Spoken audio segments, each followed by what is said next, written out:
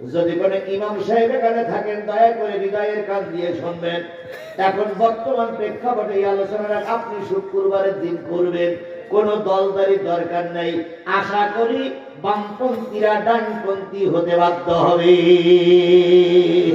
যদি কোনো হুজুরি বিয়ে পড়াই থাকে আর যদি জন্মের পরে কানে আযান হয়ে থাকে, ওই মুসলমান কোরআন হাদিসের বিরোধিতা করতে পারে না। জাহান্নাম কয়টা? 7টা জাহান্নামের ভিতরে একটা জাহান্নামের নাম কি বললাম? জান্নাত কয়টা? 8টা জান্নাত। এখন তো আমাদের কিছু কিছু লোক বলে আমরা নাকি জান্নাত বিক্রি করে বেড়াচ্ছি। বলতেছে না আমরা জান্নাতের টিকিট বিক্রি করি, এই কথা বলতেছে কি বলতেছে না? হ্যাঁ কথা বলেন, বলছে কি বলছে না?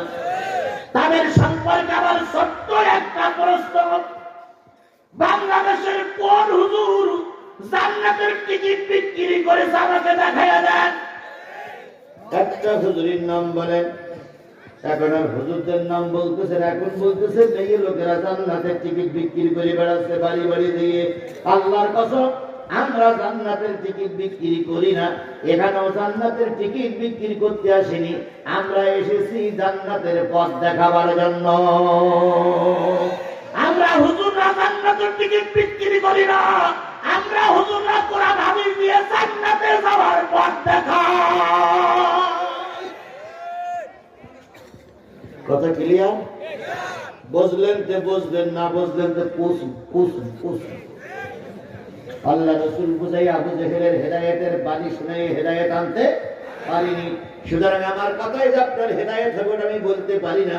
তবে দয়া করে শুনুন, আমি লোকেশন দিচ্ছি, আলেমেরা বসে আছেন।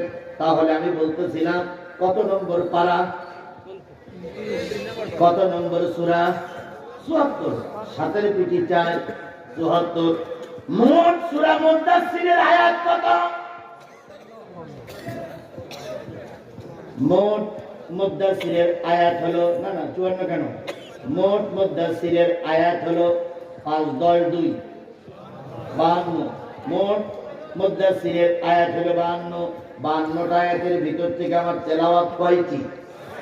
এবার চলে যান, আমরা যাই সেখানে। এবার আরেকটা আগের সূরা একটু যাই। ওয়া কুনতুম আজওয়াজান সালাসা। সেদিন কিয়ামতের দিন সব মানুষগুলো 3 ভাগ হবে। কয় ভাগ? সালাসা মানে কত? সালাসা রাকাতাই সালাতিল মাগরিবি ফরজুল্লাহি তাআলা, তার মানে মাগরিবির ফরজ নামাজ কয় রাকাত? সালাসা রাকাতাই সালাতিল ঈদ।